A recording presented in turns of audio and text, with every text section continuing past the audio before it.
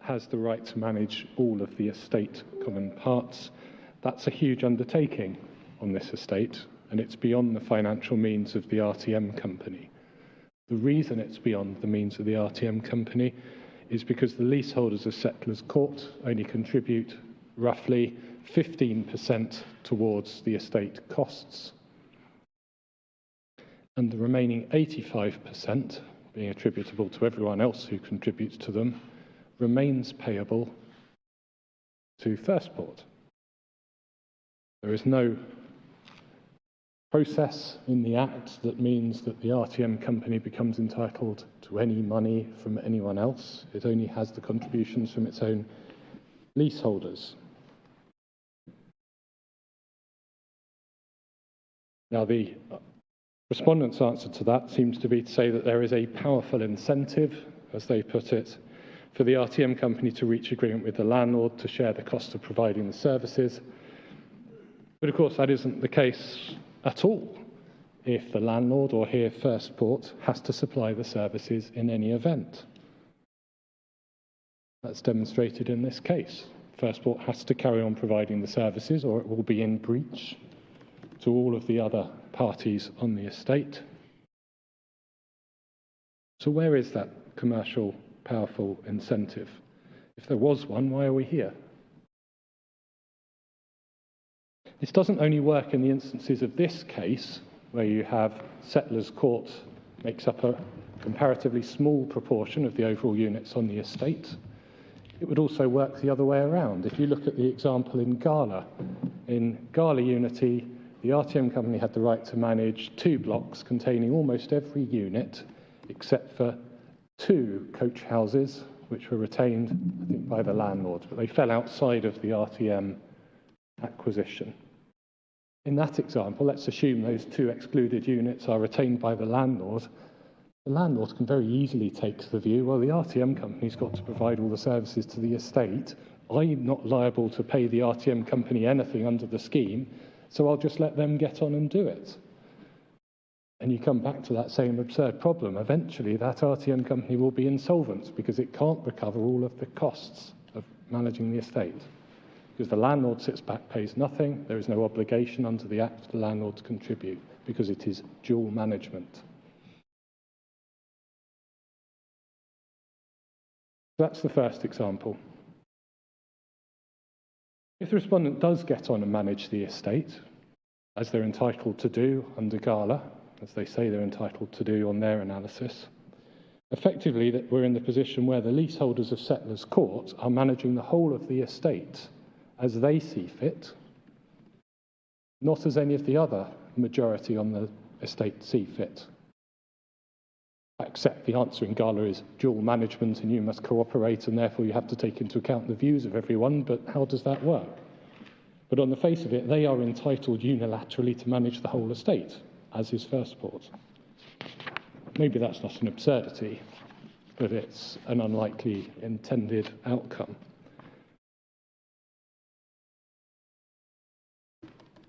What if my client stops providing the estate services? Well, then the RTM company will find itself in breach of its obligations to the leaseholders in Settlers Court, because it doesn't financially have any ability to undertake all the estate services, because it can only recover 15%. The respondent accepts that that is correct. That's at paragraph 32 of their written case. That is an absurd outcome. The RTM company is taking on obligations it cannot financially meet.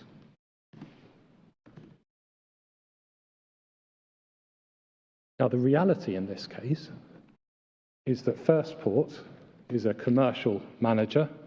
It's able to weather the shortfall. The services have still been provided, notwithstanding the contributions. The world has kept turning. That's the reality in this case. It's unsustainable long term, but in the short term, on a practical level, everything has carried on being provided, and there's just been an increasing hole in the estate service charge budget, at least in liability terms. But that isn't the case in every example, and in fact the far more common situation where one has a tripartite lease with a named manager is that the named manager is what's known colloquially as an RMC, a resident management company. So it's a management company set up as an SPV. All of the leaseholders are members of the company, and therefore they get management. Now, in that example, I suppose, number one, the answer might be, well, why do you need the right to manage? But the answer to that is you have different factions amongst leaseholders. But number two, they have no assets. If they don't get the income, they will be insolvent very quickly. So you can't just take the fact that the world has kept turning in the FirstPort example as an answer to the problem. Because most tripartite managers will not have assets, will not have the ability to keep managing. And the same would be true for smaller commercial outfits. As a rough guide, the whole is about £50,000 a year in terms of the estate contributions from settlers' court. It obviously varies from time to time. That's your rough idea on that. The fourth example of absurdity, I took you to this earlier, it's the section 97(2) point. Just to remind you, it's on page 329.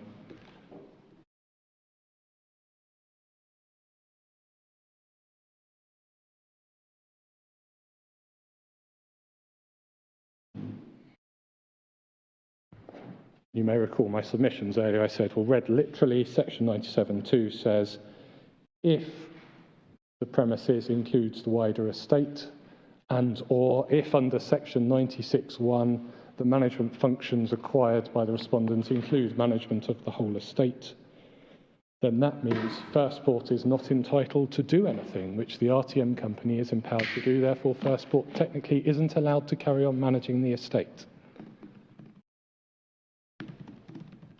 That's the most obvious reading of section 97(2), and that suggests that Parliament did not intend the RTM company would acquire management of the wider estate, because it would produce an absurd result.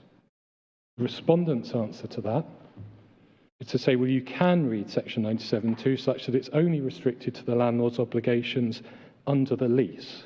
You look at 97(2), he's not entitled to do anything which the RTM company is required or empowered to do under the lease.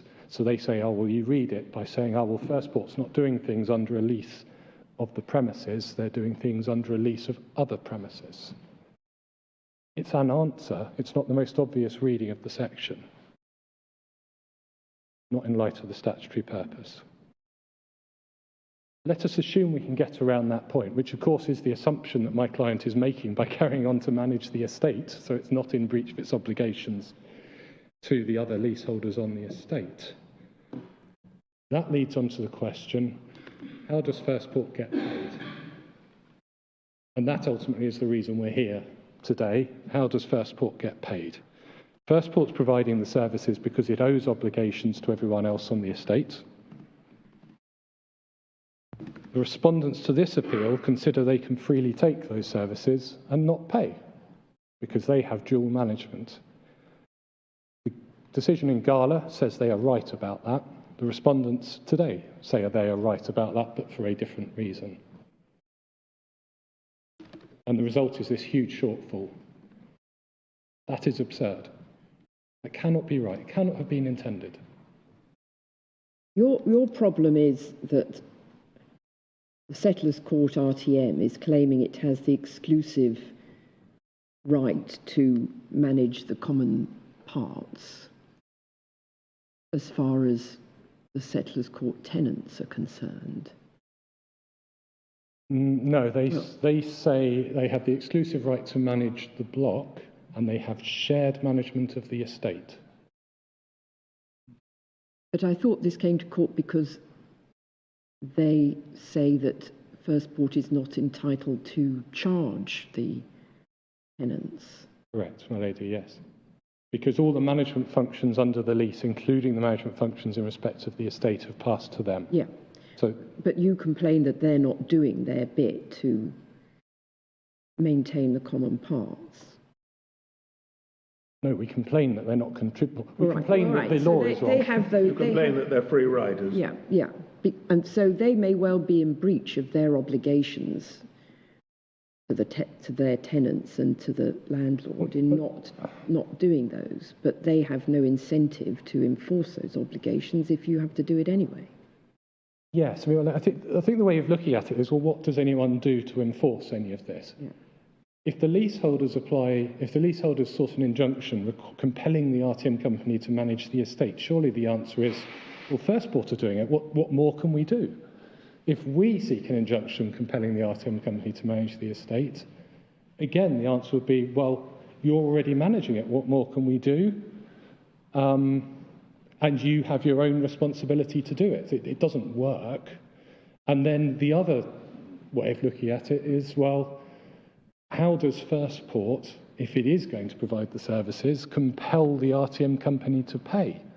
And the answer is, there is nothing in the Act that compels them to pay. There is no relationship between FirstPort and the RTM company. But the intention is you have a division.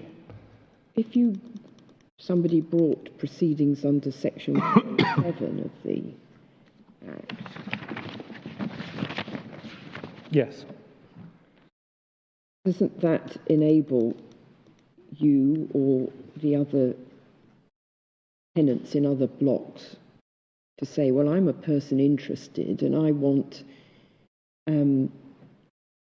RTM Settlers Court to comply with the requirements imposed on them under Section 96 to maintain the common parts? Well, lady, we could do that. There are two problems. Number one, they can't because they don't have the money to do it, because they have no way of getting us to pay any more than we have a way of getting them to pay, because that's not provided for in the scheme. I say because this isn't how the scheme was intended to operate. You mean they can't charge their tenants for all the cost of managing the estate parts? No, because the contributions of their leaseholders are limited by the apportionment provisions in the lease, which provide that their tenants only pay 500 or 700 or whatever it is units worth of the cost. It's split on a per unit cost. Now, there may be an answer to that to say, oh, well, you could amend the apportionment provisions by asking the tribunal to vary the lease, but we're then back to, I don't think the leaseholders of Settlers Court, who were previously only paying 15%, would really want to be paying 100% and pay an 8-fold, 6-fold increase in their service charges. That would be absurd as well. So Section 107 is not a solution to that. Section 107 is a solution to if they have an obligation to do something and they don't perform that obligation, which I agree theoretically includes management of the estate, but I still ask what relief would the county court give, because you can't compel them to do something they can't afford to do.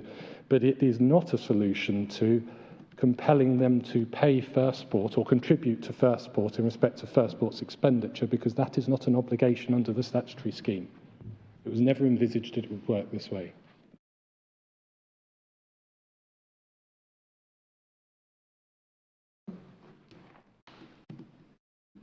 The respondent's answer to this point is at paragraph 34 of their written case, is to say this problem is not insuperable, but they don't say why. We'll find out. But they point to the fact that the right to manage company owes obligations to FirstPort that can be enforced by FirstPort, the point, my lady, you make. I agree. But those obligations are to manage, not to pay.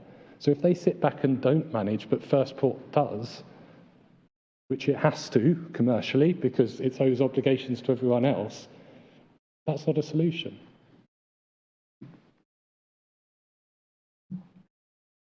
And it's not a solution to say we can force them to manage because they can't afford to, at least not without our contributions.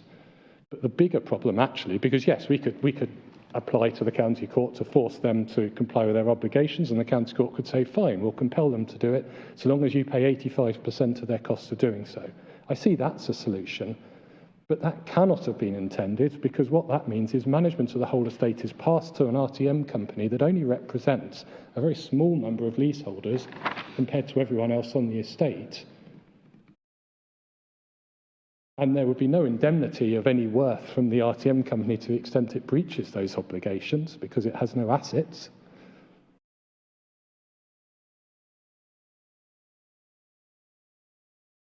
It's commercially unworkable.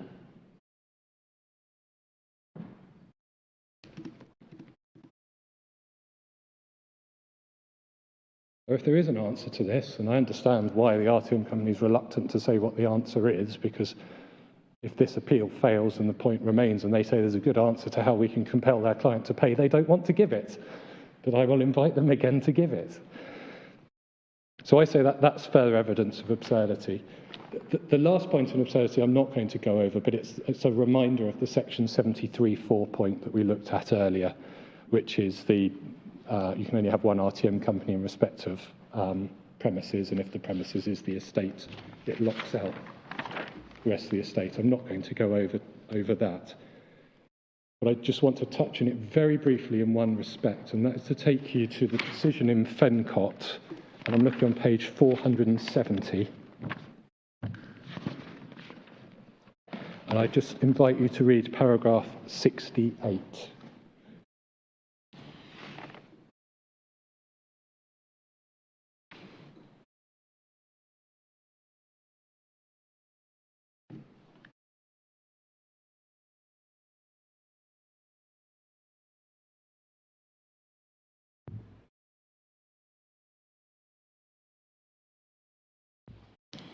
It's the mischief point. What's the purpose of section 73.4? It's to avoid overlapping responsibilities, it's to avoid dual management, which is an expressed intent in the consultation paper as well.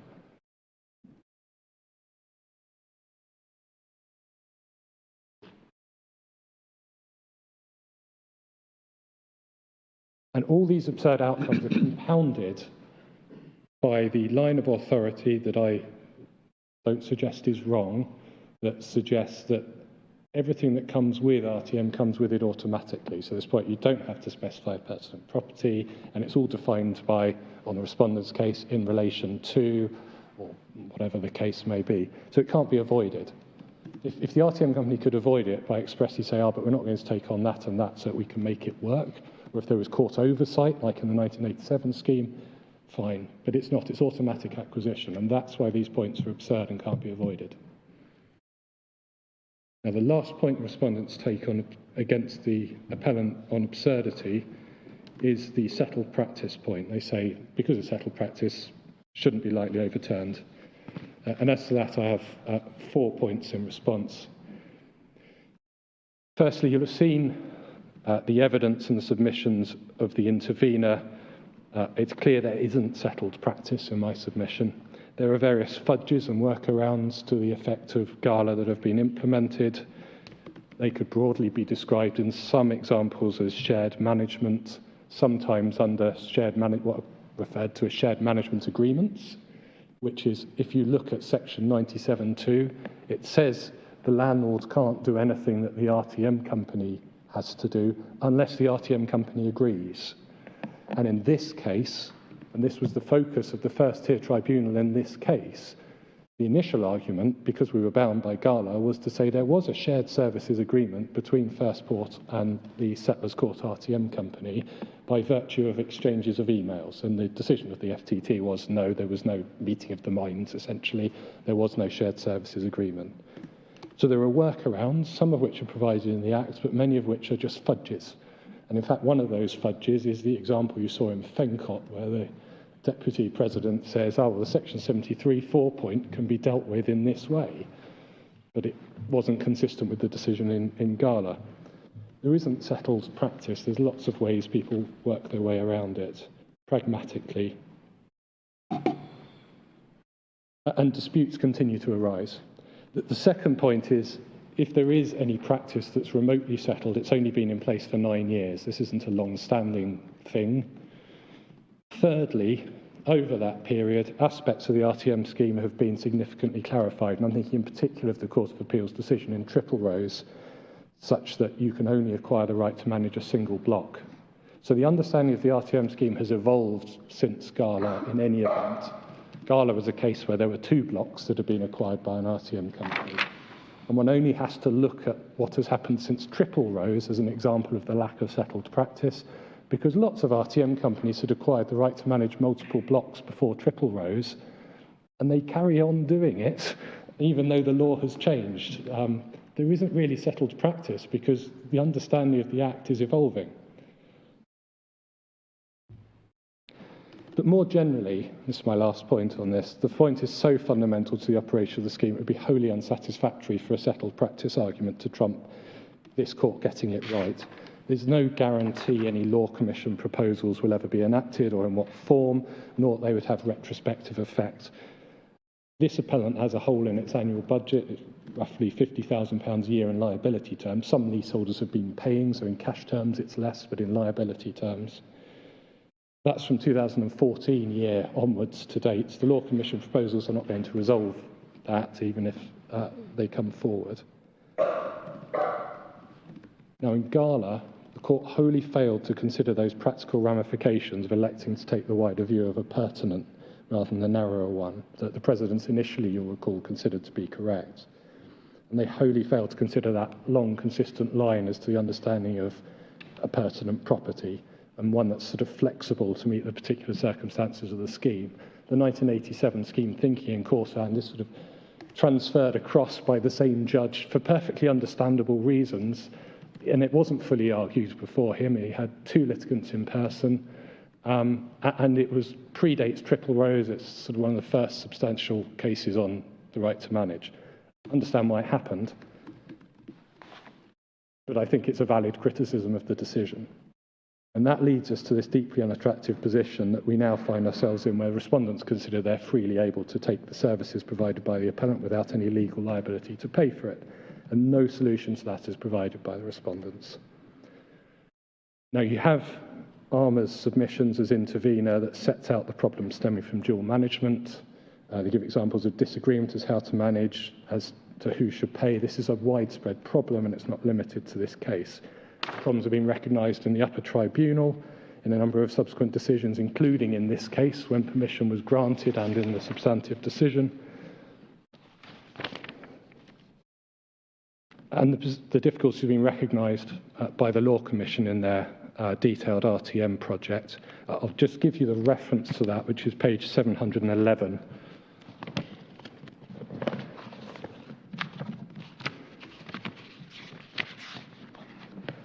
And it's paragraph 10.121 to 10.124 are the principal points I refer you to, but the whole section bears reading.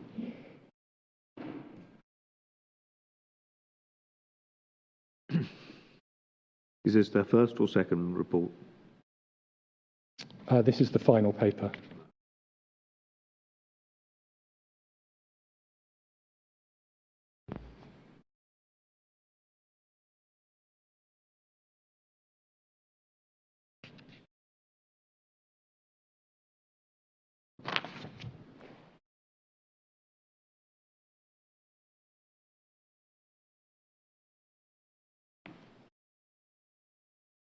I mean, there they are in their recommendation, really recommending a very different scheme, which is that the RTM company should be able to acquire management over non-exclusive or pertinent property, and the tribunal should be able to give directions about how it's going to be managed. I mean, Yes. That's kind of a lot of changes to the legislation in order to enable this. Yes, I mean, a huge number of changes, because you have to think about voting rights and control and the interests of different people in different blocks. It's complicated. Dare say it's giving them a lot to think about in terms of drafting a draft bill.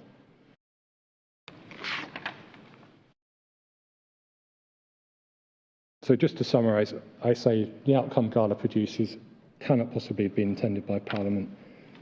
If this court rectifies the position, it shouldn't be seen as denying leaseholders valuable rights to manage the property they enjoy. It should be seen as making the scheme work in the limited way in which it was intended to, which is on a block-by-block basis.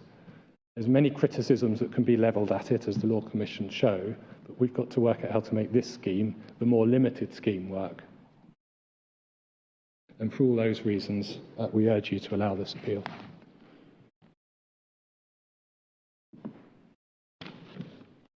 Thank you very much.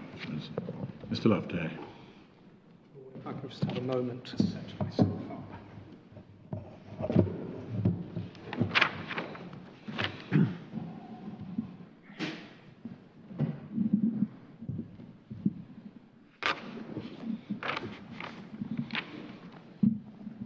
you needn't feel constrained to go so fast that we end today after hearing Mr. Allison's reply, and we probably won't feel terribly constrained in asking you questions. My Lord, I've already indicated to those instructing me that the only way I could finish today would be if you accepted my argument. I would invite you to consider doing that. My Lord and my Lady, I appear with Miss Gawley of Council for the first respondents. I just want to mention that Miss Gawley appears pro bono in this matter, and the first respondents and myself are extremely grateful for her input into the arguments, and suffice it to say that any arguments that may succeed before your lordships are hers, and any that fail are mine. But I'm extremely grateful for her input into this. The structure of my arguments, hopefully I'd start perhaps 10 minutes discussing the context and extending that into the purpose of the legislation. And then deal with my new argument, if I can put it that way, which I anticipate will take up the bulk of my time. Then to deal with dual responsibility for management of estate common parts not being what we say is not a legal absurdity, meeting my friend's arguments. And finally dealing with the construction points and Gala unity. Well, in that order, if I can start with context and purpose, and I know that your lordships are extremely familiar with this area. Broadly speaking, in the latter part of the 20th century and just into the early years of this century, there was a good deal of leasehold reform legislation dealing with rights of residential leaseholders, both those in houses and flats. There are three discernible strands to that legislation, initially starting with the Landlord and Tenant Act of 1954, Part 1, a part that we don't encounter very often, which was the preliminary to leasehold enfranchisement. And I don't need to deal with that. Leasehold Reform Act of 1967, commonly said to have arisen as a result of the falling in of large numbers of leasehold houses in industrial parts of South Wales. The leases falling in the 1960s, said to be that. The Leasehold Reform, Housing and Urban Development Act of 1993, which extended the right to enfranchise, that is to get extended leases or to acquire the freehold, to flats, and that is the primary leasehold reform legislation that we deal with. And this House has dealt with those two pieces of legislation, the 1967 Act and the 1993 Act, I think on 6 previous occasions. The second strand is that of service charge regulation, the regulation of costs, one kind and another, of which the 1985 and the 1987 Landlord and Tenant Acts brought in all kinds of restrictions, primarily restriction of service charges to be relevant, to be reasonably capped at a reasonable level, and numerous other restrictions.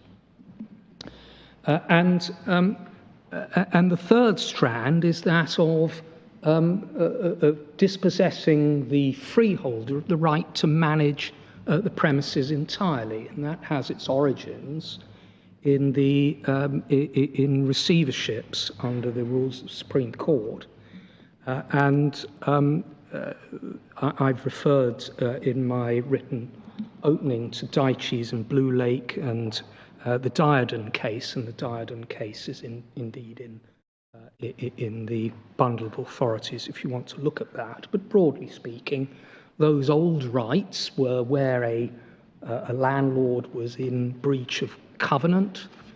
There was a power to appoint a receiver. Usually the breach of covenant was disrepair. as a result, lessees were able to get a receiver appointed to carry out the landlord's functions under the terms of the lease and to collect service charges, and there were several cases on that. Those remedies didn't prove satisfactory because in 1987, as a result of the Newgee report, as it's commonly known, Parliament decided to introduce the first piece of legislation, which had been referred to in some detail, the Landlord and Tenant Act 1987.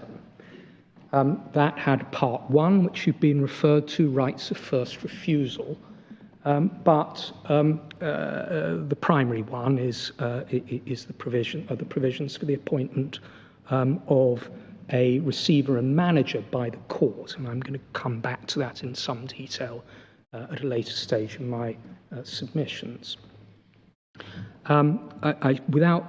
It should be said, because it's relevant to the context of the 1987 Act, was that there is a very seldom referred to part immediately following, one of the consequences of which is that if a tribunal-appointed manager is in place for 2 years, or indeed other reasons, the tribunal can dispossess the freeholder of its interest by way of an acquisition order. Certainly all of us here at the bar have been involved in acquisition orders occasionally, but they're not very common. But it's worth remembering that the receivership powers of the tribunal come with a very large stick attached to them. Ultimately, they can be used as a means to dispossess the freeholder of its interest in land. The obvious difference is that the management powers deal with rights, whereas leasehold enfranchisement deal with the dispossession of interests in land.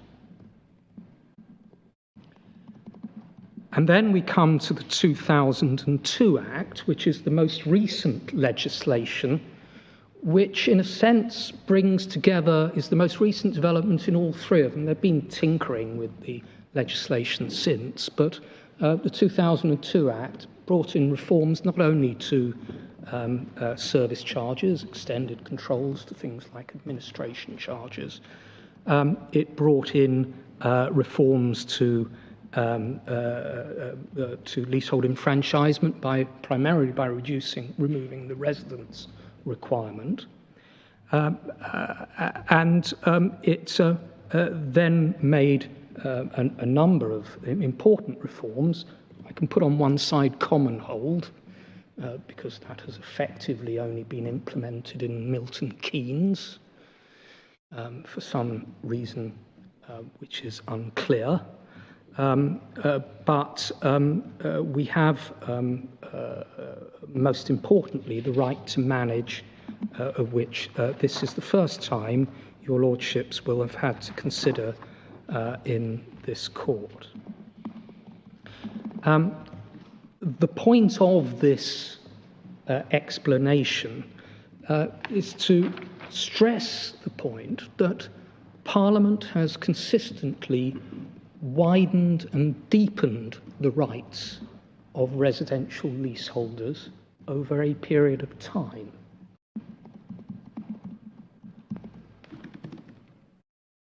And the Commonhold and Leasehold Reform Act, as we have it, is the most recent stage of that. And we're going forward, as we know, with the reports, the 3 reports of the Law Commission, of which your lordships are familiar with, one of which deals with the right to manage. And so that is where we are. It is a pattern of widening and deepening rights of residential leaseholders. The second point I would make from that is that the 2002 Act is really the latest stage of the management strand, if I can put it that way. And it is, although it doesn't replace the the rights under the 1987 Act to apply for a manager for cause, and I use that term advisedly. I could take you to section 24, the grounds upon which one can apply for the appointment of a manager, but they do not always involve any fault on the part of the landlord. There is a catch-all provision at the end which enables a tribunal to exercise its discretion where it's fair and reasonable to do so, where it's in the interests of justice to do so. And for that reason, occasionally, that expression "no fault,"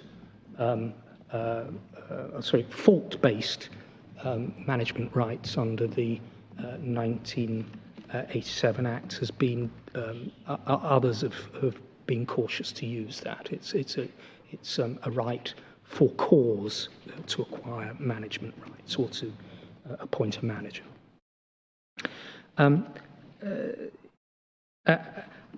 But it is, and what we say is, one has to, when considering the right to manage, be particularly bear in mind the provisions of the 1987 Act in respect of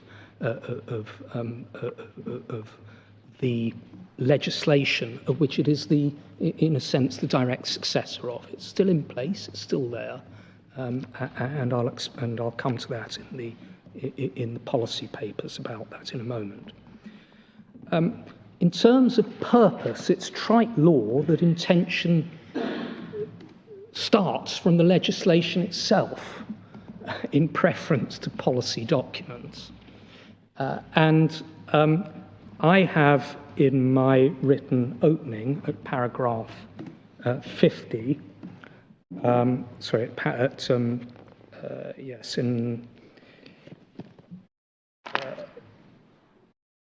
yes, on page 116 of the core bundle.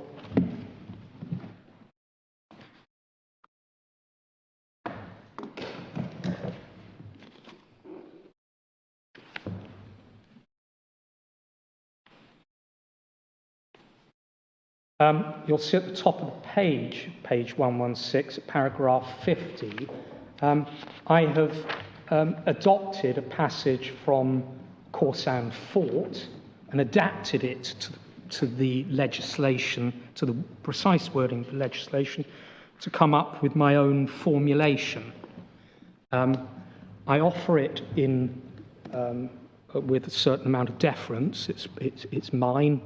One can accept it or not, and it only has the benefit of being adapted from the words of Lord Justice Mummery in Corsan Fort, changing the words where relevant to apply to the legislation applicable to the right to manage. But what is clear is that there are strong policy reasons within the legislation for minimizing complexity,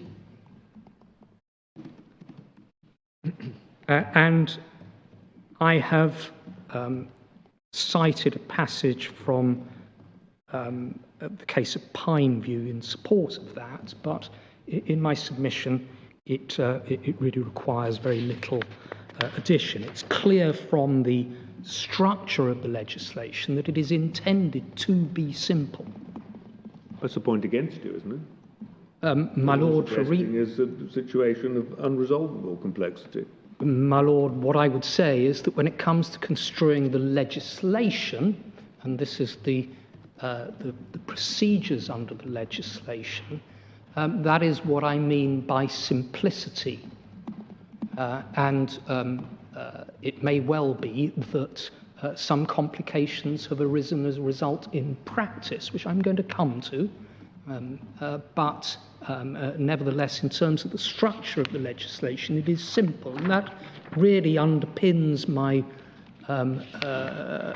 my argument in terms of if I can put it this way, the new argument based upon which closely follow those in course, and Ford.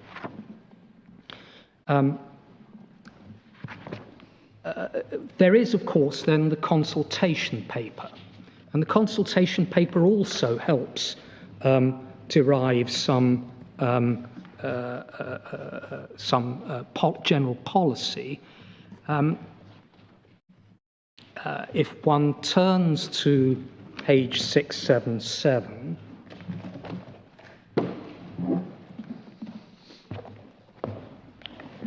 so are you saying that we're entitled to look at the consultation paper for the purposes of identifying the mischief? My Lord, I would say that the legislation itself is clear enough without needing to look at the policy paper in terms of the construction of interpretation of individual provisions. What I would say is that it is useful in indicating the kind of policy behind the Act, kind of thinking behind the Act, which is a different level. I'll come back to why I say one does not read the policy document as useful for construing the particular provisions of this legislation in a moment. But I say at a higher level is to explain what the purposes behind the legislation were. It is certainly of some assistance, but that sounds as though the answer to my question is yes. It is, yes, but at a higher level. Yeah, you make a point about the level at which you identify the mischief. Exactly. Right.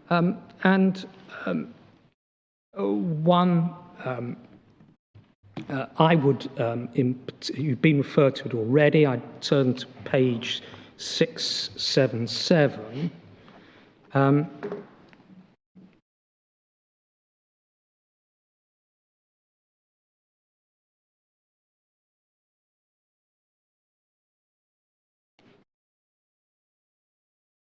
And if one turns to paragraph 3, you've been addressed to much of this already, but I would just stress what it says in paragraph 3, that we therefore propose a range of reforms to help the large number of existing leaseholders who are unable to convert to Commonhold or who do not wish to do so. These reforms are intended to redress the uneven balance between landlords and leaseholders and give leaseholders a greater degree of control over the management of their homes, which reflects the substantial investment they have made.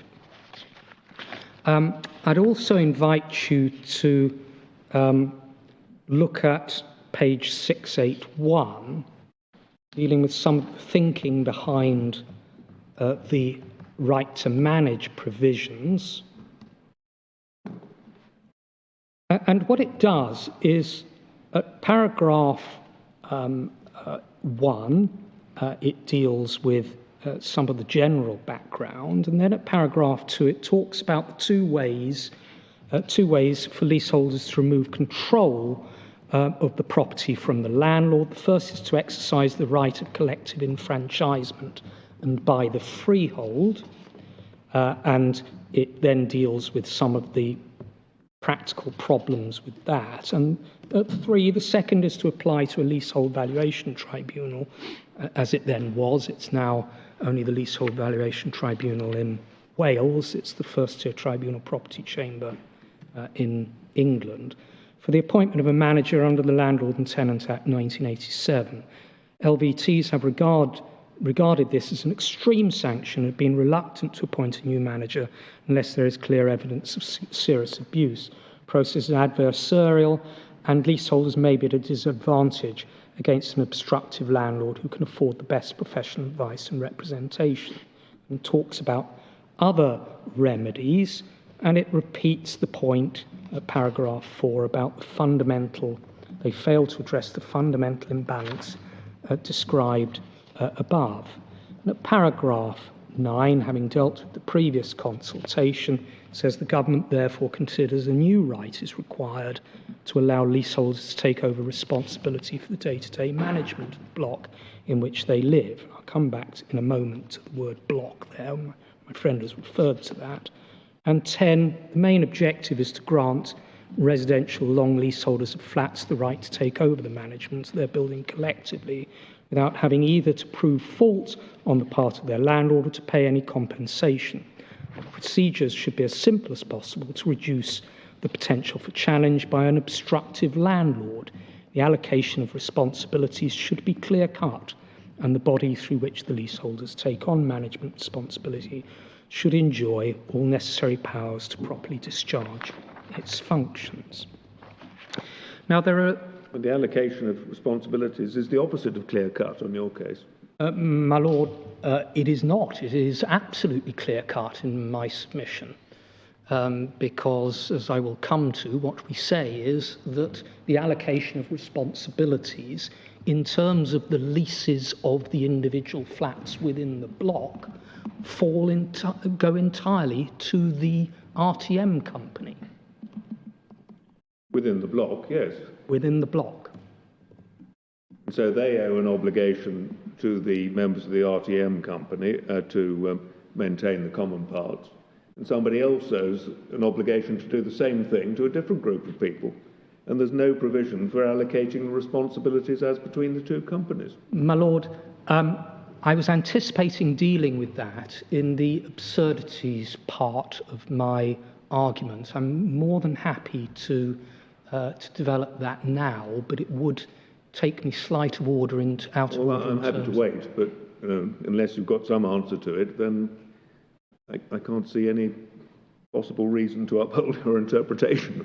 My Lord, if you'll bear with me, I will deal with that as best I can when I come to it.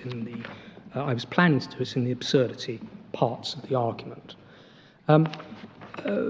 When it comes to the consultation paper itself, I think where my friend and I part company is with the, if I can put it this way, below the general policy level. And what we say is there are, when it comes to that, one has to bear in mind that this is what it says on the tin, a consultation paper. Each of the propositions that we've read are followed by questions.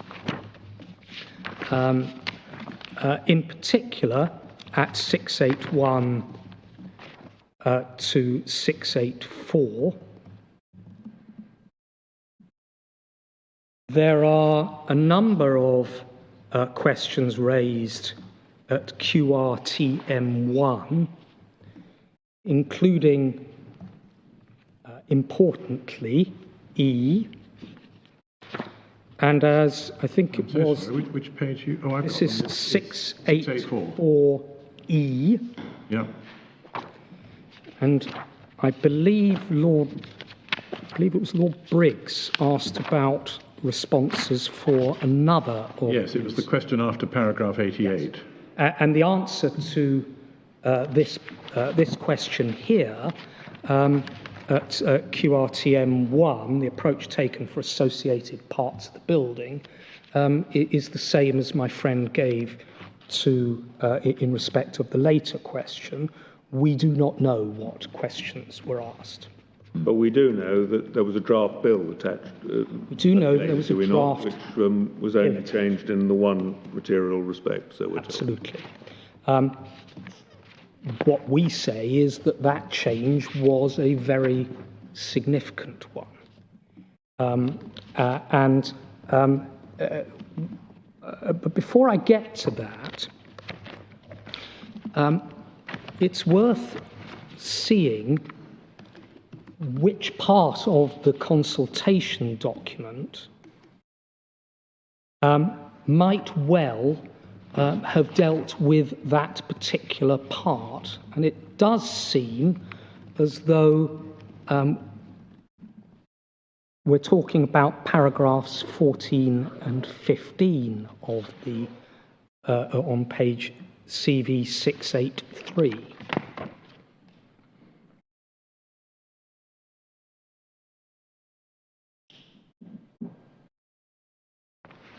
And so that is why I concentrated on QRTM1 as opposed to the later question.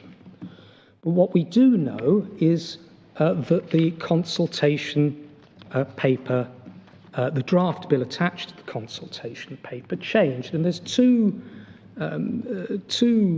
consequences to that. The first is that it demonstrates that when it comes to the detail of a consultation paper about individual provisions, what is said in the consultation is perhaps less useful as a guide to the intention of Parliament than would otherwise be the case. One can take it at the general policy level. When it comes to specific provisions, one attaches less weight. And the second point to make is that as a standalone principle, draft bills and the difference between draft bills and the actual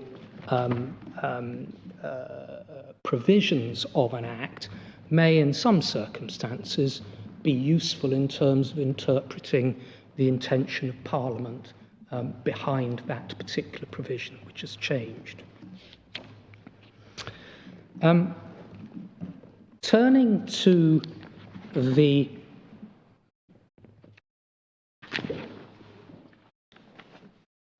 if I may, I think I've dealt with the policy points, and if I can then start with my new argument, if I can put it that way, and I'll explain how this fitted into the litigation in Gala Unity and why it has appeared for the first time on appeal to this court in due course. But my new argument, as I put it, involves essentially three propositions based on distinct provisions of the Act. The first is that Section 71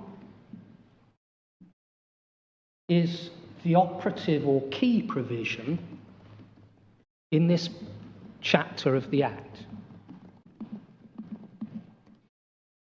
It deals with the acquisition of rights in relation to the management of premises.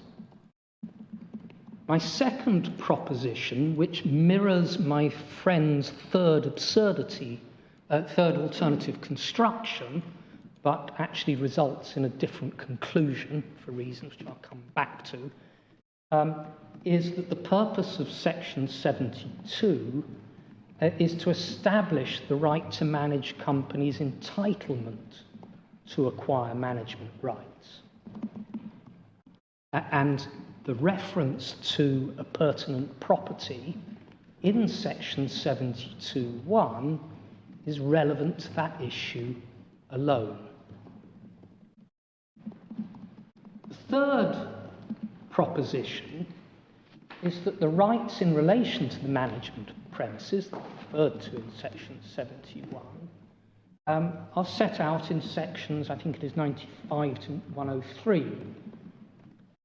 But of particular relevance here is Section 96, which you've already been referred to, which deals with the transfer of management functions.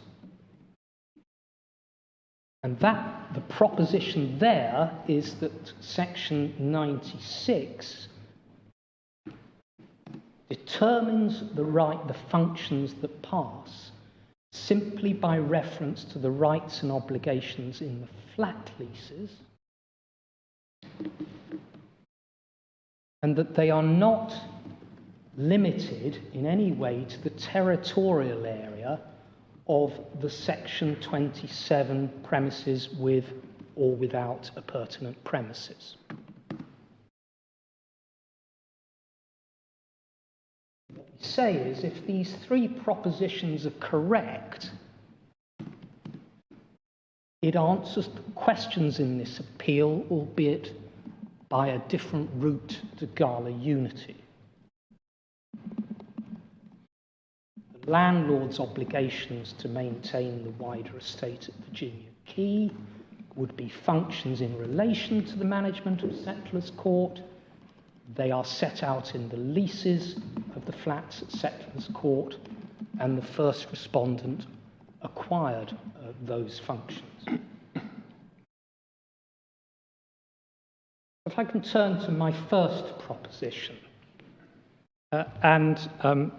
we must look at section 71 in that regard,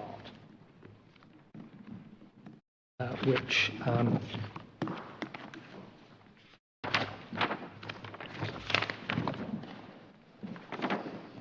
is at page 307.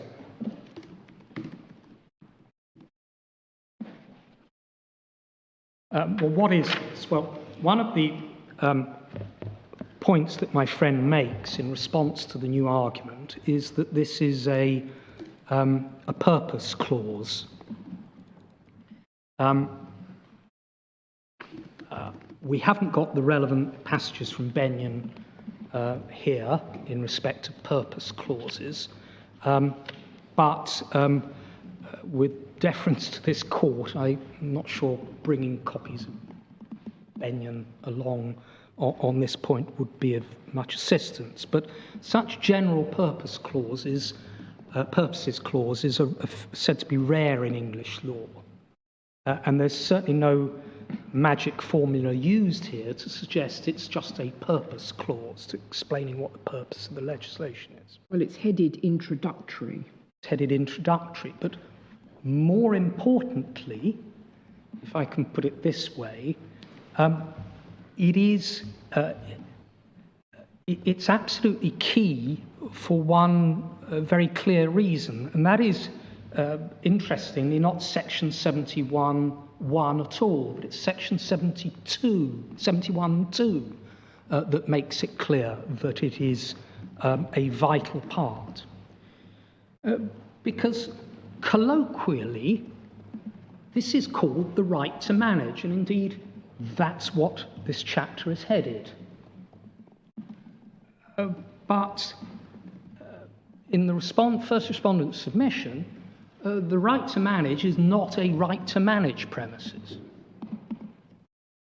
What it says in section 71(1) is that it makes provision for the acquisition and exercise of rights in relation to the management premises. And what section 71(2) is, I suppose, a deeming provision. The rights to be acquired and exercised subject to and in accordance with this chapter, the rights are to be acquired and exercised subject to and in accordance with this chapter, and are referred to in this chapter as the right to manage. So wherever one goes to in chapter 1 and the words right to manage appear, they actually mean rights in relation to the management of premises. But you want to read it as though it said rights to manage in relation to the premises. And I can see that you can make an argument to that effect on 96(1), but that's not what this says. Well, this is just encompassing it beyond managing the actual right to manage the premises to, as it were, ancillary rights, such as maybe procedural rights regarding service of notices and such like. My Lord, I've considered that, and what I would suggest is that another test of looking at this would be by saying,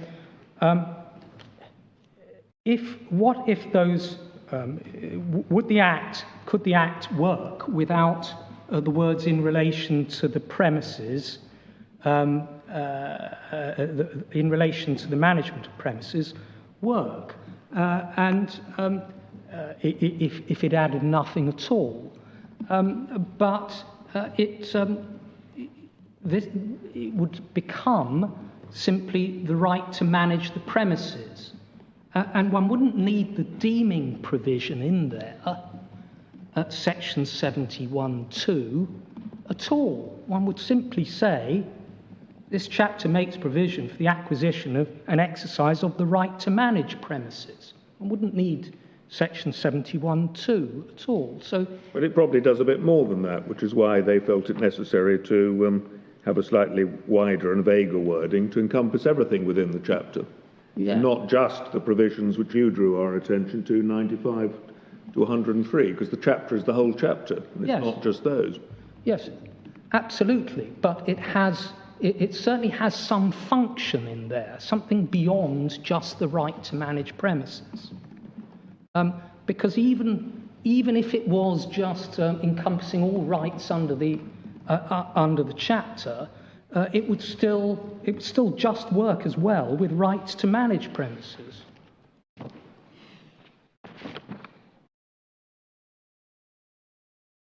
And if it had no effect and Section 96 worked as a standalone, one would not need in relation to the management of in there at all.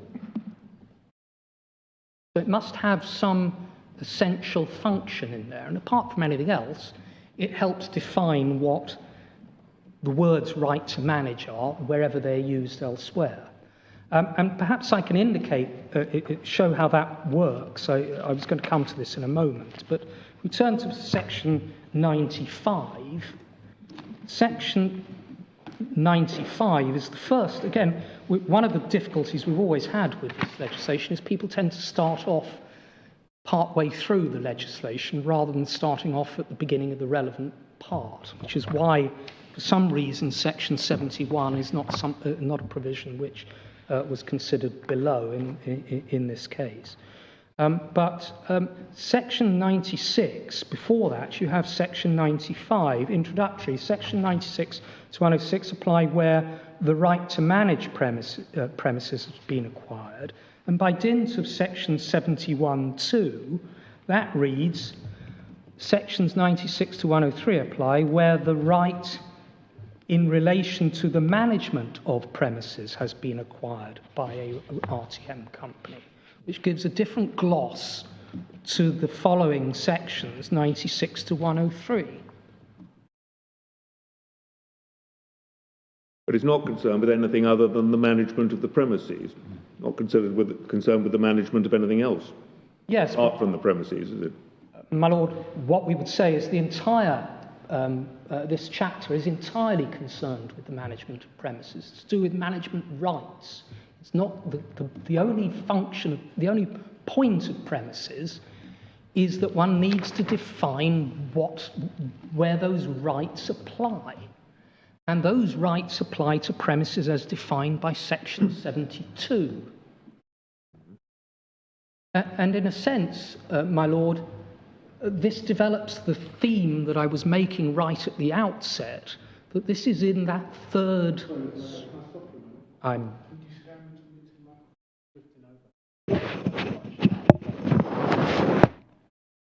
Right, are we red lights on or off? Right. No, we can hear you, partly, but you're moving away. I'm grateful. No worries. Sorry about stopping you. You can just pull that forward a little bit over on that side there. Thank you. So you must move over this side here, right in the middle. Try my best. All right. Mr. Loveday, you needn't fear it's affected our ability to hear you. It's the thousands of interested leaseholders who are watching live on the internet that we're concerned about. Yes.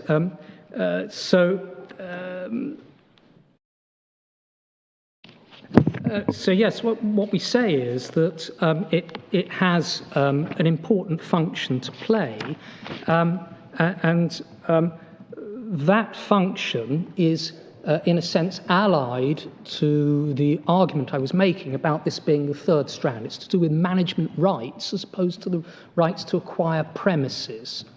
And so it's perhaps unsurprising in that case as to why, following this principle of simplicity, one only finds the definition of the premises dealt with in the way that it is in Section 72, because the only point of premises, even coming into this chapter of the Act is that you need to identify the premises which qualify for the rights.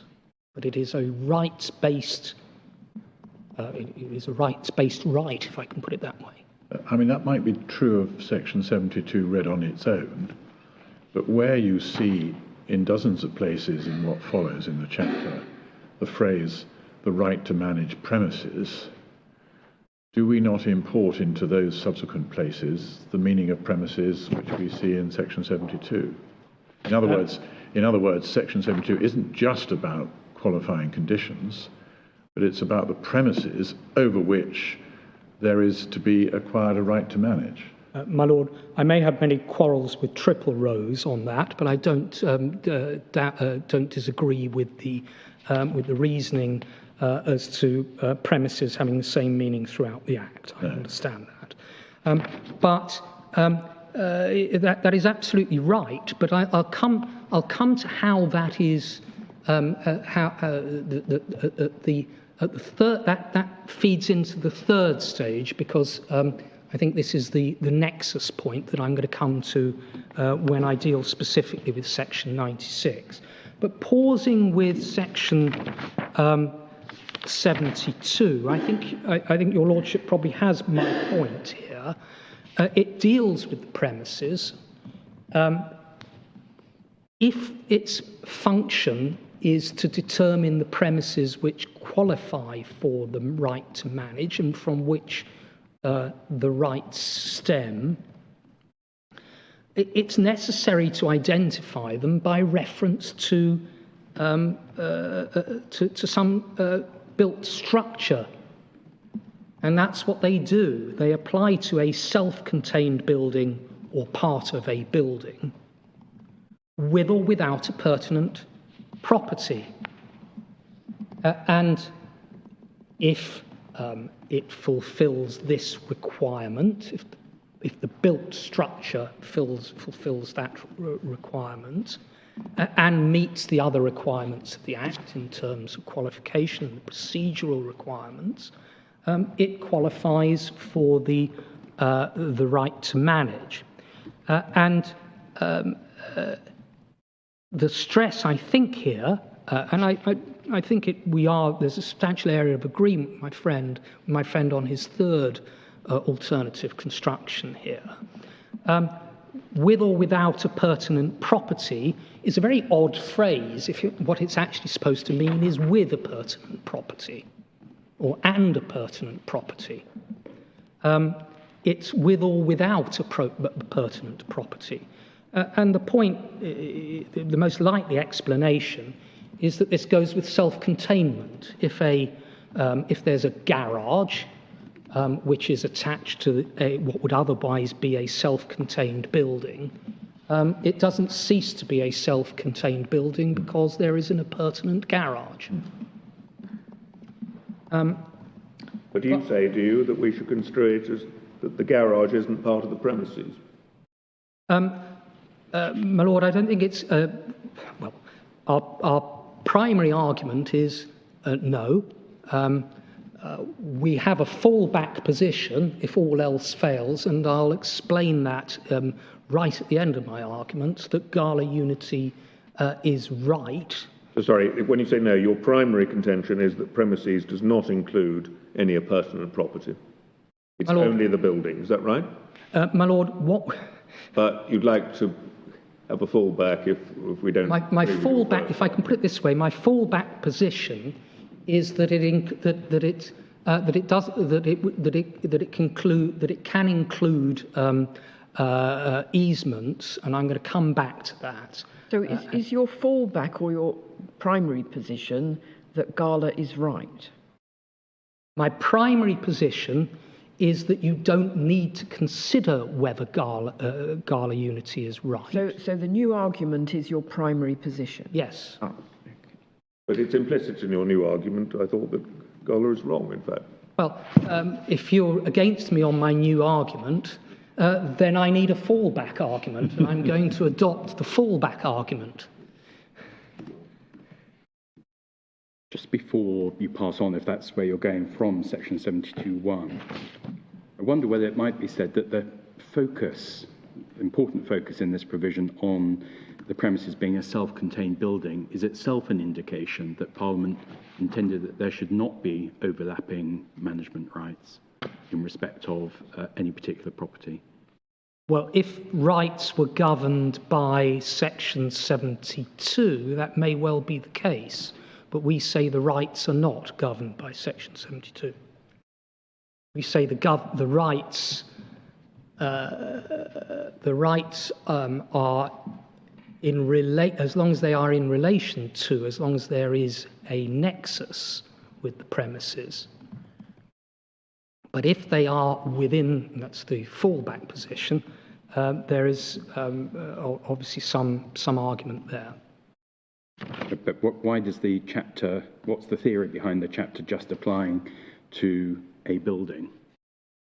Why couldn't it apply in relation to several blocks, as indeed seems to have been assumed in Gala and prior to Triple Rose?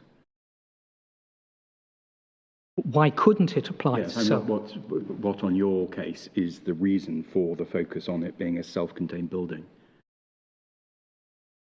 The reason for it to be a self-contained building is that simply put this, it's a common expression that is used in a number of these these pieces of legislation to make it clear that it is a in a sense what sometimes people say a house is can best be defined by thinking back to nursery days and drawing a house with a roof and a chimney and smoke coming out of it. But it's nevertheless been necessary to define house in enfranchisement legislation for this court to consider it on at least 5 occasions, the meaning of the word house. And similar principles, I suppose, apply to 72.1. Self-contained building is to make it clear that it is a building. Well, most houses are not structurally detached. They're semi-detached or terraced. Yes. But here, the building has to be structurally detached. But those provisions, those are defined in section 72.2 and 3.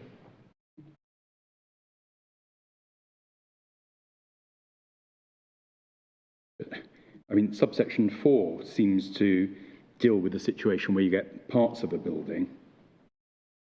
And, I mean, might it not be said that that, again, is focusing on the independence of the provision of the services in respect of a defined part of the building? So the structure seems to be, the primary concept is self-contained building, which is something structurally independent of other things. Yes. And then insofar as one looks within the building, it's in a highly specific sense defined in subsection 4, where services can be provided independently to that part. Yes, and that's to stop the rights being acquired, or the equivalent. There are equivalent provisions in enfranchisement legislation to prevent the collective enfranchisement in respect of, say, 2 flats on the top floor of a block. That's the point of it all, dealing with parts, which is why it has to be a vertical division of a building, so you can have one, for example, in a street, a terraced street, where one of the houses has been divided into flats with the vertical divisions. That qualifies as premises. Yes, but the top floor flats within that block do not. Yes. Even though they're part of the building.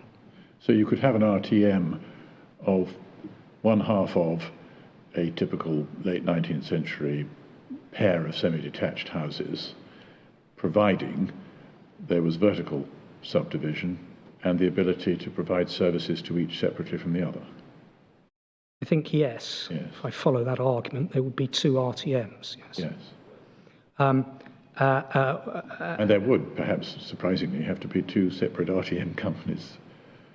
Well, no, because this is that would be under the part of a building provision, so it might just escape the current authority which relates to whole buildings, doesn't it? There is an interesting question about self-containment. Yes. Because obviously the pair of them might well be said to be together self-contained. And is it possible to exercise the right to manage in respect of a larger unit when there's a smaller unit that would also qualify within it?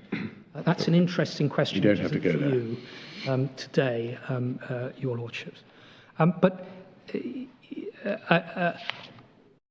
in coming back to Lord Sells's question, that does obviously that is one of the considerations when it comes to the Gala unity arguments, which we say are not our primary arguments, and hopefully I've dealt with that. Thank you. When it comes to section 96, I've already referred to section 95.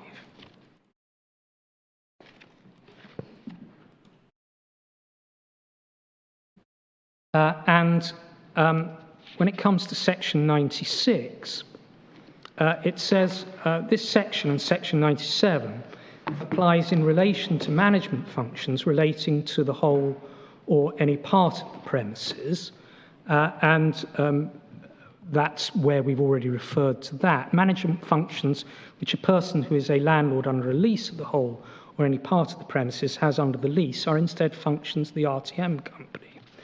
What we say is that substantially repeats again the word relating to that we've already referred to right at the outset, and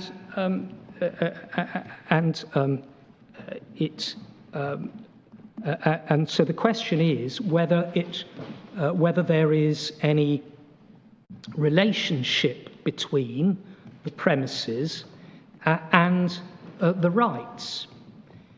And what it provides there is that providing that requirement is met, that there is a relationship between the two, section 96 then provides a relatively simple and straightforward means of determining which rights are transferred. And those are the management functions which a person who is landlord under a lease of the whole or any part of the premises has under the lease are instead functions of the RTM company. So what we say is that and the following provisions mean that what one does is one simply looks at the terms of the lease to determine what the functions are that pass. And that providing there is some sort of reference or nexus, relationship or a nexus between the premises as defined by section 72 and the rights which are under the leases as referred to in section 96, those pass. Yes, the functions. Functions. Those are the ones that pass. Well, could you give an example of one that wouldn't pass in your case? I can. For example, the way that it's put in Corsan Fort is that there should be a nexus between the premises and the 1987 Act powers of the tribunal. But an example would be to rule out a situation where there is an obligation in the lease to perform functions which are nowhere near the premises. And an example for that would be in local authority leases, right to buy leases, which very frequently require the local authority to undertake functions in places far distant from the demised premises. I think examples have been suggested in other situations where you might have a single lease of 2 premises. Sorry, I missed that word. Single lease of 2 premises which were not contiguous.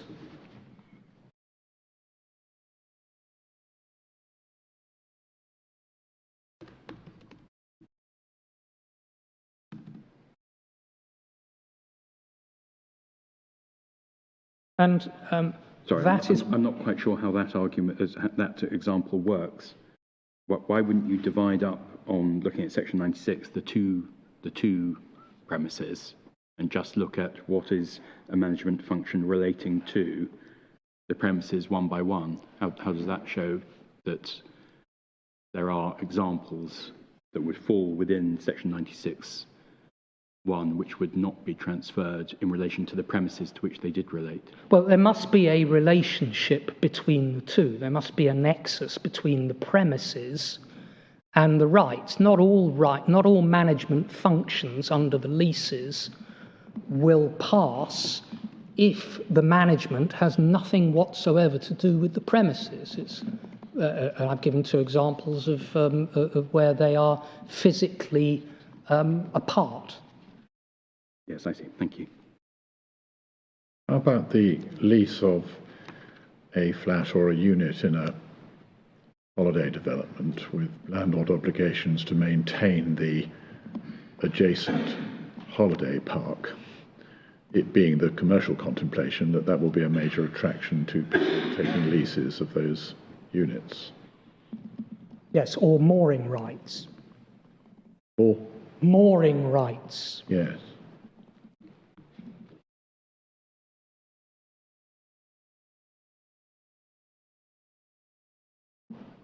Why should we prefer your interpretation of 96.1 to the appellant's, given the consequences that yours results in? Right, well, I would say, the first point I would say is that it's consistent with Corsan Fort. You've been taken to Corsan Fort, and given the time, I don't intend to deal with it in a great deal of detail. But the starting point with Corsan Fort was not Corsan Fort itself, but the Court of Appeal decision in Corsan Fort, but actually the Land Tribunal, the President, Mr. George Bartlett at the time, in 2007, and that's at page 394 of the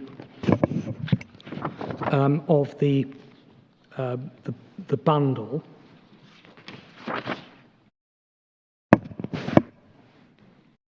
And the Land Tribunal looked at the wording of section 24. There were arguments at paragraph 16 on page 401 of the bundle.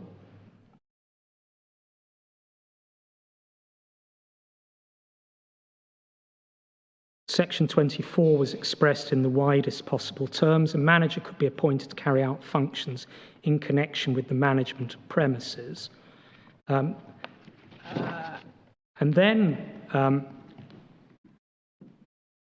we go over the page to 17, and I'm reading from, I think, 10 lines from the bottom of paragraph 17 on that page.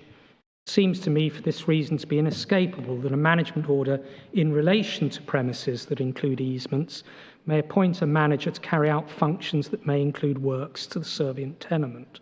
Those would undeniably be functions in connection with the management of premises. In these circumstances, it's clearly the case that the property, to use the word in the management order, in respect to which the manager is appointed to exercise functions, may properly include appropriate parts of the servient tenement.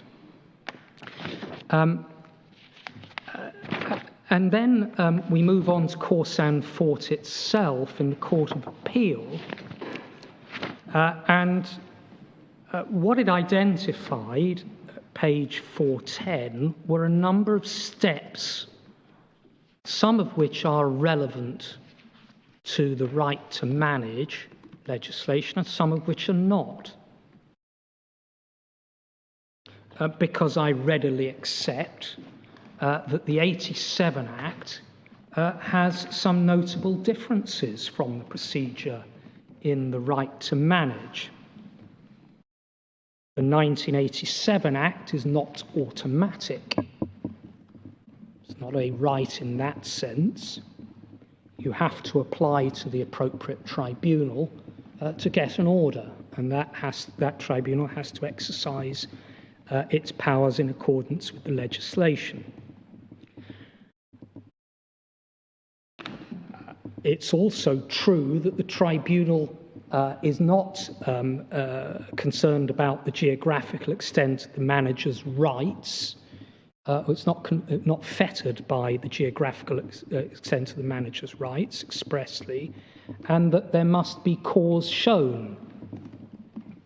And there's some differences, and as my friend has mentioned, in connection with, and so on. But the broad point here is that the first step in the identified in Corsan Fort, which is the definition of premises, the qualifying premises, is in section 21(2) and is dealt with at paragraph 26 of Corsan Fort.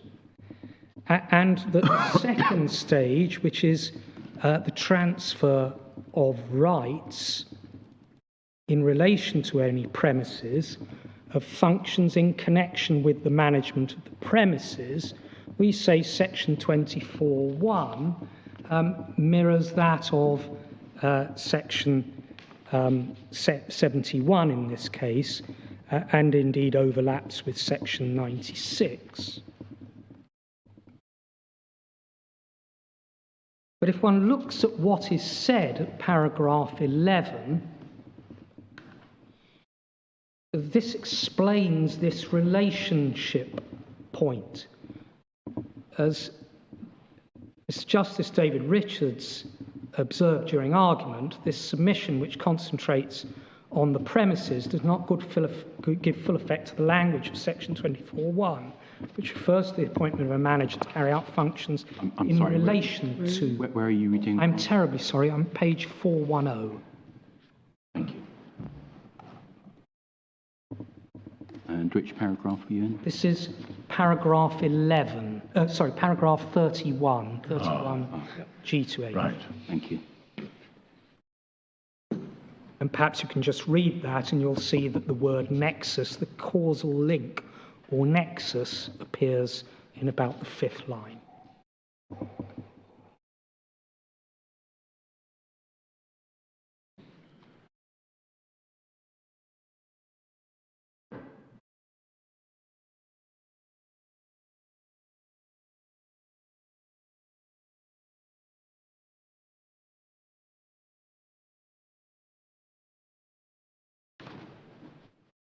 The thing is, you're not going to get to the answer just by looking at the words, because if you ask, well, what does the obligation to mow the communal lawns relate to the self-contained block?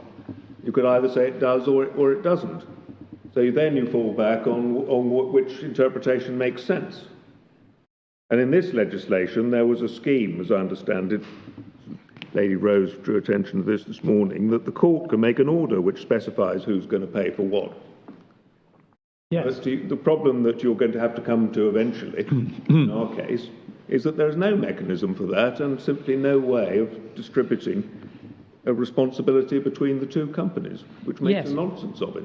Well, my lord, I can come to that because indeed I rely on that as a reason why we say that that's the way the Act works as it does. We say, if it qualifies as premises, with or without a pertinent premises, then what passes are rights in relation to those premises, provided there is some nexus between the premises and the rights under the lease, that that those rights pass.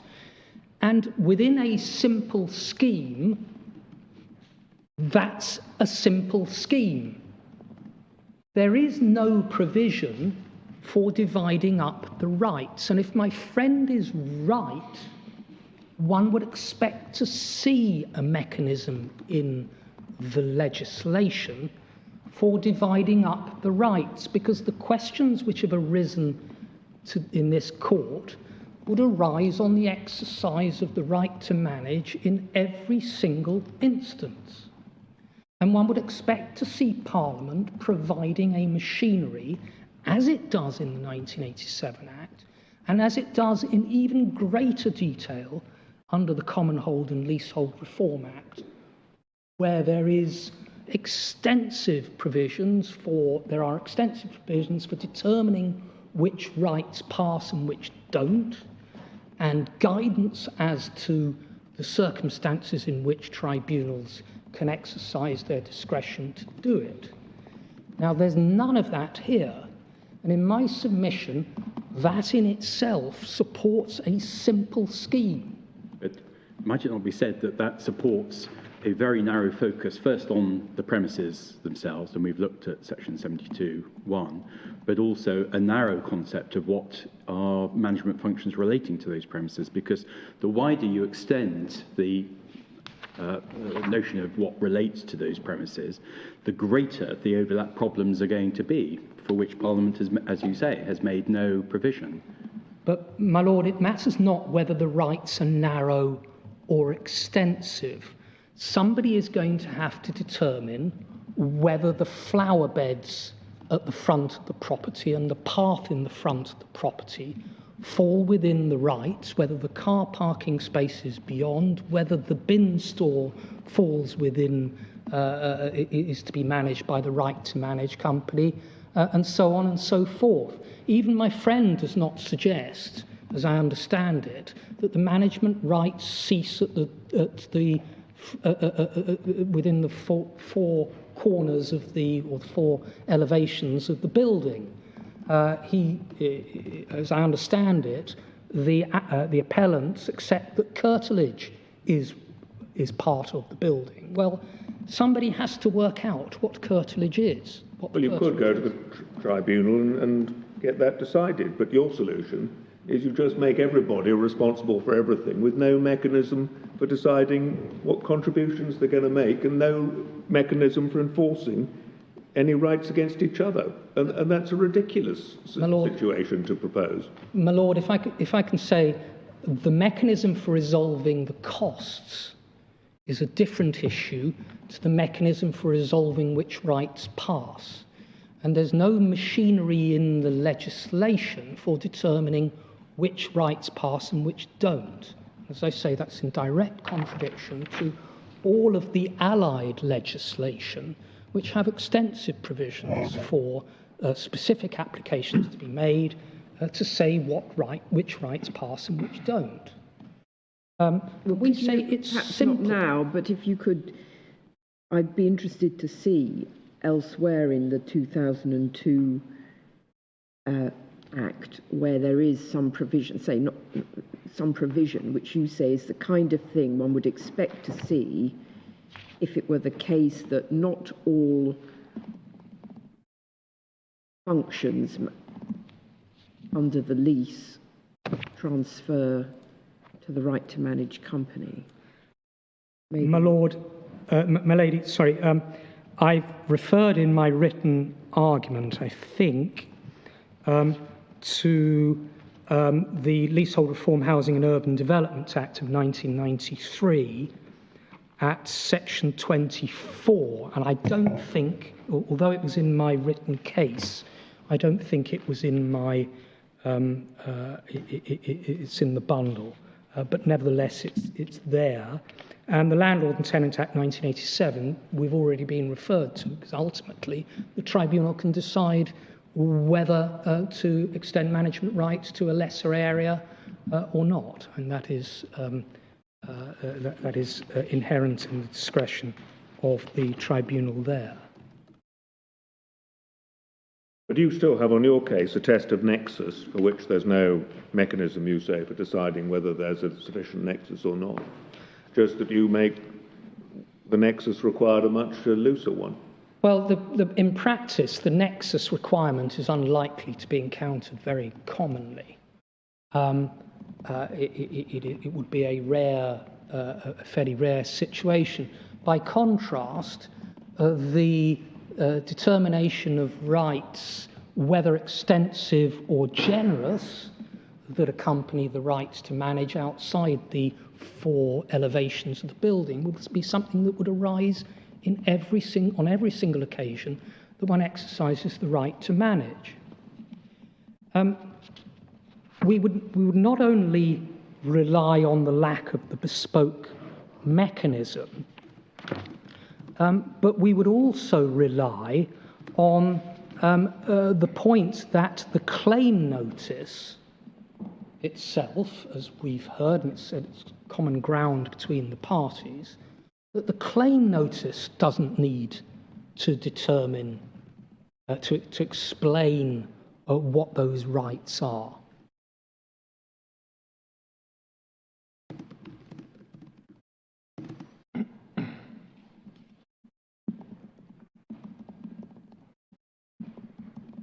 There's a whole line of authorities. I'm so sorry to pick you up on that.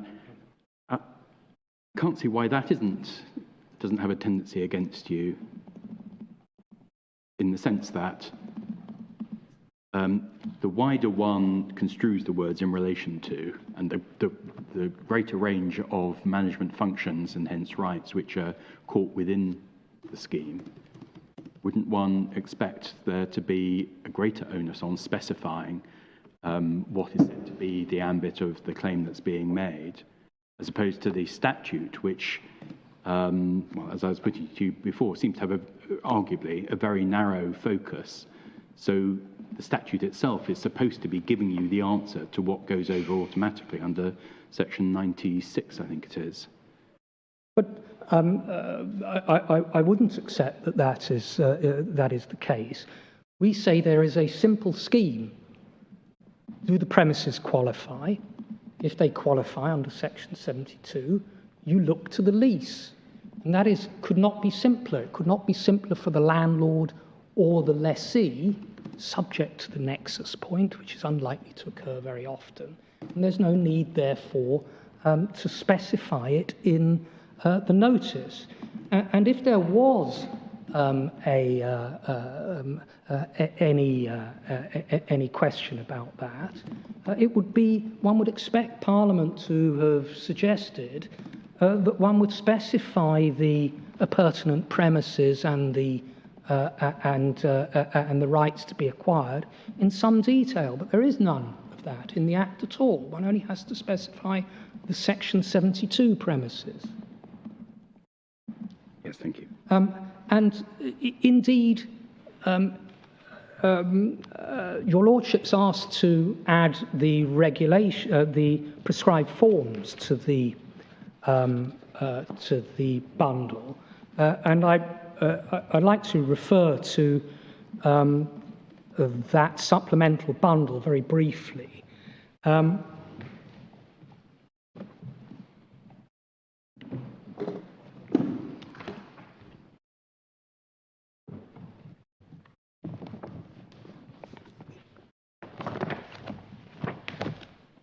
I don't know if your lordships have that.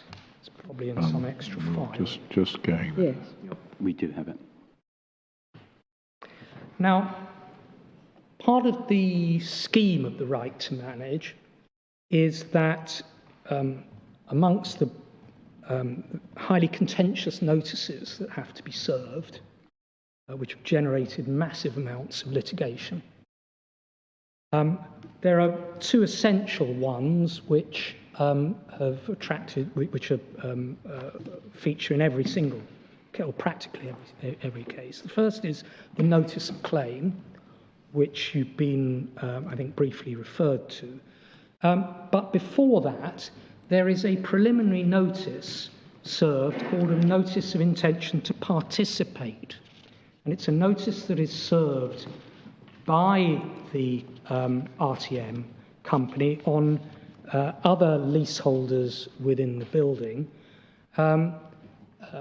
broadly speaking, to encourage them to join the RTM company.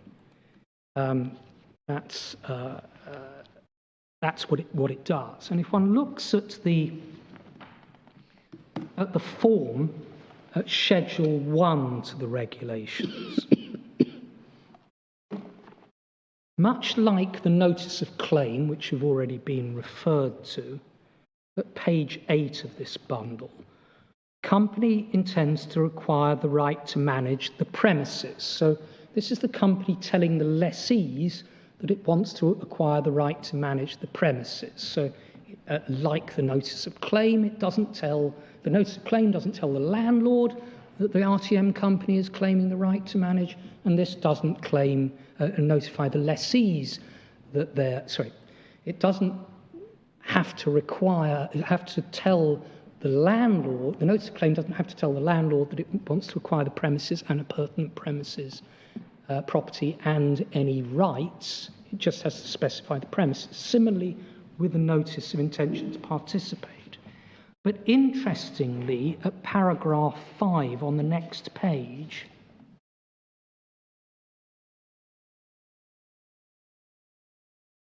it tells the lessees that the lessees, subject to the exclusions mentioned in paragraph 7, if the right to manage is acquired by the company will be responsible for the discharge of the landlord's duties under the lease, and that is in the widest possible terms, and the exercise of his powers under the lease with respect to services repaired, maintenance, improvements, insurance, and management. And in my submission, that's just a pointer there that the indication that is given to the lessees is that of the widest possible transfers. You just look at the lease, saying to the lessees, if you want to know what rights are transferred, just look at the lease. It doesn't say, and in some circumstances it may include the bin cupboards, it may or may not include the car parking spaces at the other side of the estate or anything like that. It invites them to look at the lease. But the lease might include a landlord obligation to maintain in reasonable condition the outward appearance of all the blocks on the estate, so that the tenant of a flat in a particular block wouldn't be offended by seeing a dilapidated block next door out of his window. But, my lord, what I would say is that it's against the background that in many cases, and although it was suggested the right to manage arises where somebody is dissatisfied with the management, it's supposed to be an absolute right. And obviously in the majority of cases people will do it because they're dissatisfied with the existing management. But it's an absolute right to take over the management. And in many cases that is motivated by dissatisfaction with the management of the communal areas of an estate.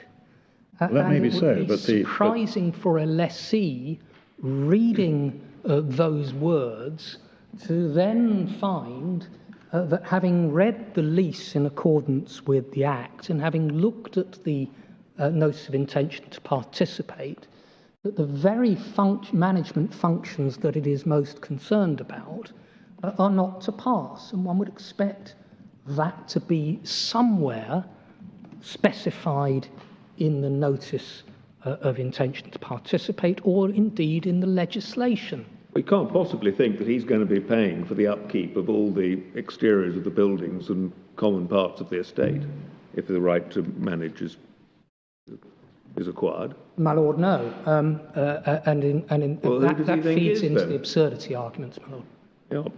Yeah. Which I'm going to come to.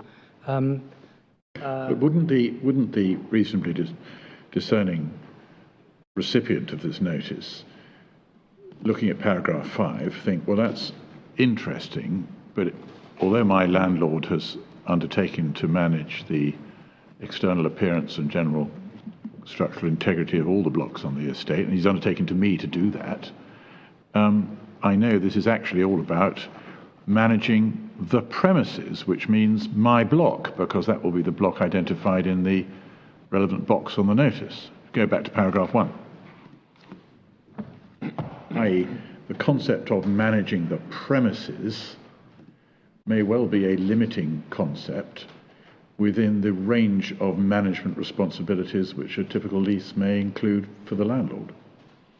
But, my lord, of course, one has to.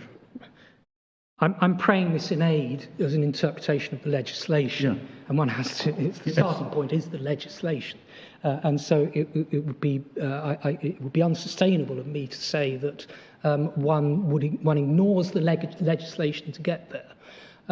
I say it's simply a pointer that the simple scheme that we propose is the one, or that we suggest that Parliament intended, is entirely consistent with that. And if there was the sort of scheme which my friend suggests, or which the appellant suggests, where there is a varying range of rights which might actually be acquired, depending on the extent of the curtilage or the appurtenant premises, but one would expect to see that specified somewhere, whether in the notice of claim or in the I think actually you can't actually use, can you, as a matter of law, the regulations made 8 years later to interpret the Act. My lord, maybe if they'd been put before Parliament at the time, it might be different, but that situation doesn't arise. I've addressed this largely because the court asked us to consider these regulations, and it is nothing other than a pointer of the way the regulations have been drafted according to their understanding of the Act. If the regulations, neither side seems to be saying that the RTM company has any choice in the question of the extent of the management functions that it undertakes. It's all or nothing. Your debate is as to what is comprised in all, and you say the absence of any mechanism in the Act or in the regulations for identifying something less than the duties under the lease indicates it's supposed to be the transfer of the duties under the lease, subject to your loose in relation to nexus point. My lord, my lady, absolutely. And we say that is consistent, that this simple scheme that we suggest is entirely consistent with the policy reasons for simplicity. It is entirely consistent with the widening and deepening rights which have been provided over the years to lessees, and we say that it's entirely consistent with the interpretation of the allied provisions of the 1987 Act by the Court of Appeal in Corsan 4. It didn't lead to ridiculous results. It might have something going for it. That is the question of absurdity, which I will pass to my lord now. Just before we leave the regulations, I don't want to take up time on it, nor indeed to promote it as a particularly important point, but strictly, if regulations are brought into effect at the same time as the Parent Act, they can, in some circumstances, be a guide to interpretation. I think it's Hanlon and the Law Society is at least one of the authorities. So it might be useful just for it to be checked what the regulations were at the time the Act was passed. Yeah. I rather think that there probably was a package of materials that was brought into effect at the same time. I don't know, but perhaps that could be checked for us. My lord, we can check that overnight to see whether that's the case. Now, that does bring me to a natural point in my argument, which is absurdity. I'm more than happy to proceed for as long as your lordships want. Mr. Lovett, I think we can contain ourselves for absurdity tomorrow morning. There will be a 2-minute silence at 11 o'clock tomorrow morning, just so you know in advance.